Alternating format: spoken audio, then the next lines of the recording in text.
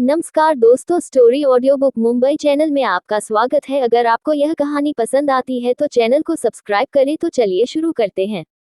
विशाल के farm house में।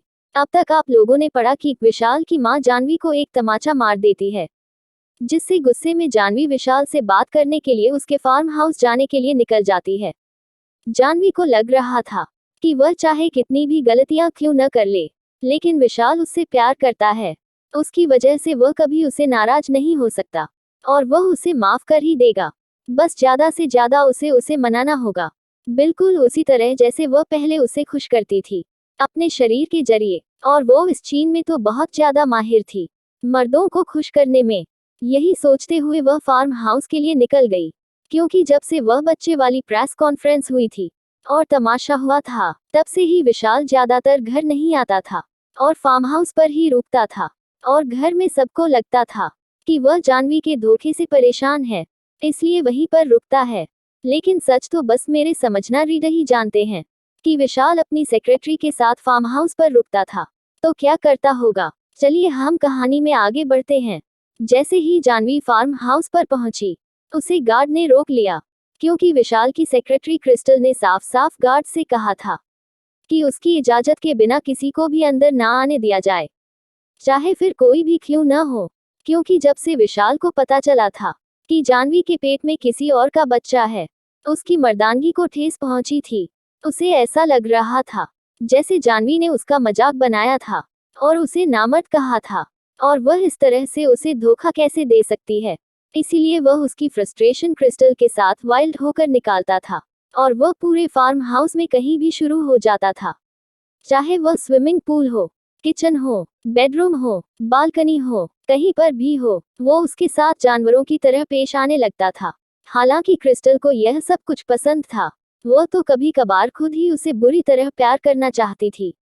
विशाल वह इंसान था जो उसे बिस्तर पर खुश करता था, इस वजह से तो वह उसके हर गलत और सही काम में उसके साथ खड़ी रहती थी और उसकी हर बात मानती थी। वही गेट पर जानवी गार्ड्स को धमकी देते हुए बोली, तुम जानते नहीं हो तुमने किसे रोका है? मैं तुम्हारे बॉस की बीवी हूँ। तुम्हारी हिम्मत कैसे हुई मेरे ऑर्डर्स ना माने की?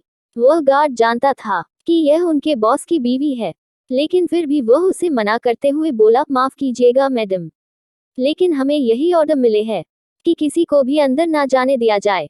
बॉस अभी बिजी है। वही उस गार्ड की बात सुनकर जानवी को गुस्सा आया। वो गुस्से में बोली, तुम्हारी इतनी हिम्मत की तुम अपनी मालकिन को रोको? तो पास खड़ा हुआ दूसरा गार्ड आगे आया और बोला, मैं आपकी जगह आप सही हो मैडम, लेकिन बॉस की सेक्रेटरी मिस क्रिस्टल ने ही कहा था कि वह बॉस बिजी है, किसी को अंदर आने ना दिया।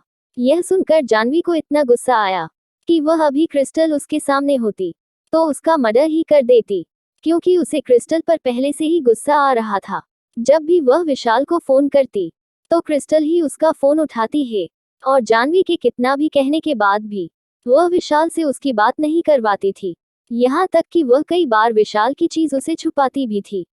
उसने तो कई बार क्रिस्टल को पैसे देने की भी कोशिश की ताकि वह विशाल के बारे में जानकारी इकट्ठी कर सके, जैसे विशाल कहाँ है, किसके साथ रहता है, कहीं कोई लड़की तो उसके आसपास नहीं है, कहीं ऑफिस में कोई उसे पसंद तो नहीं, कहीं विशाल उसे छोड़कर किसी और के पास तो नहीं चला गया, कहीं वो किसी लड़की के साथ है एक रात तो नहीं गुजर रहा।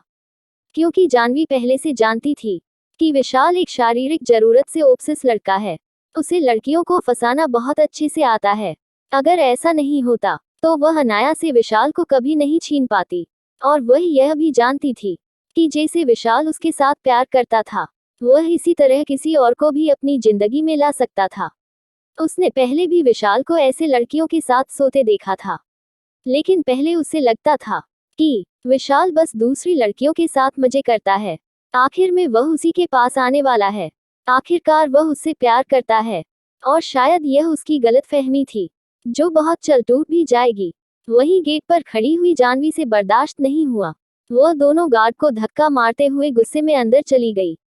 गेट पर खड़े हुए गार्ड उसके पीछे जाने लगे उसे रोकने के लिए। तभी एक और गार्ड उसे रोकते हुए बोला, तुम अंदर कहाँ जा रहे हो? अगर बॉस ने देख लिया तो और गुस्सा करेंगे। बॉस ने किसी को भी अंदर आने से मना किया था, वैसे भी वह उनकी बीवी है। अगर वह अंदर चली गई तो उनसे 20 कुछ नहीं कहेंगे। लेकिन अगर तुम अंदर गए तो बॉस तुम्हें जिंदा नहीं छोड़ेंगे। वही उसकी बात उन गार्ड को भी सही लगी, इसलिए वह वापस गेट पर चले गए। जानवी जो गुस्से में अंदर गई थी, वह अंदर जाकर देखती हैं तो फार्म हाउस पूरी तरह से खाली था, जैसे अंदर सन्नाटा पसरा हुआ हो। यहाँ तक कि कांच की खिड़कियों के पर्दे भी गिरे हुए थे, इसलिए अंदर से ऐसा लग रहा था जैसे रात हो। वैसे हल्की हल्की दरारों से धूप छनकर आ रही थी, जिससे हॉल में उजाला हो रहा था। जानवी तुरंत अंदर जाने लगी। वह यहाँ कई बार आई थी, उसे पता था विशाल का रूम कौन सा है, लेकिन उसे लगा विशाल स्टडी रूम में होगा, तो वह पहले वहां गई। लेकिन उसे विशाल वहां नहीं मिला, तो वह उसकी बेडरूम की ओर आगे बढ़ने लगी। जैसे जैसे वह आगे बढ़ रही थी, वैसे वैसे उसके कानों में अजीब सी आवाजें पड़ रही थी। उन आवाजों को सुनकर जानवी के हाथ पैर ठंडे हो रहे थे।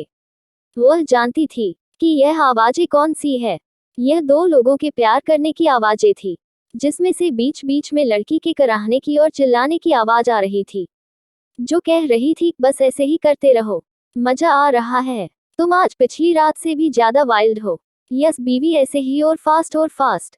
तो कभी कभार बीच बीच में किसी आदमी के हंसने की आवाज आ रही थी, और वह हंसते हुए कह रहा था, you are the best in bed baby, तुम बिस्तर पर बहुत अच्छी हो बेबी।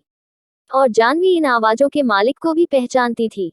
वह जान गई थी कि यह विशाल है। उसे यकीन नहीं हो रहा था कि विशाल यह फार्म हाउस में यह सब कुछ कर रहा होगा। शादी से पहले उसे बुरा नहीं लगता था, लेकिन अब तो विशाल उसका पति था। वह तुरंत उसे कमरे की ओर जाने लगी, जैसे वह जानना चाहती हो कि वह लड़की कौन है जो विशाल के साथ उस कमरे में है। वह तुरंत कमरे का दरवाजा खोलती है। कमरे में अभी भी पिंक उजाला था और हल्का सा रोमांटिक लाइट चल रही थी, और बिस्तर पर बिना कपड़ों के दो लोग एक दूसरे से प्यार कर रहे थे। उन लोगों ने खुद को ढकने के लिए चादर का भी इस्तेमाल नहीं किया, जैसे वह लोग बेशर्मी की सारी हदें पार कर चुके हो। अभी भी उन लोगों की इसी तरह की मदहोश आहें सुनाई दे रही थी। तभी वह लड़की अपनी हाफती आवाज में बोली, बॉस अब तो मुझे छोड़ दो, आप शाम से लगे हुए हो, अब तो दोपहर आने को हुई है, क्या अभी भी आपका मन नहीं भरा? विशाल हौंकते हुए बोला, बस आखिरी राउंड, उसके बाद मुझे भी नींद आ रही है, मैं भी काफी थक चुका हूँ। वही उस आवाज को सुनकर ही जानवी पहचान गई कि यह कोई और नहीं विशाल की सेक्रेटरी क्रिस्टल है। उसने गुस्से में अपनी मुट्ठी अकाली। वह गुस्से में चिल्लाकर बोली, यह क्या हो रहा है विशाल, तुम मुझे धोखा दे रहे हो, तुम ऐसा कैसे कर सकते हो? इतना बोलकर वह अंदर जाने लगी। क्या विशाल मांगेगा अपनी गलती की माफी?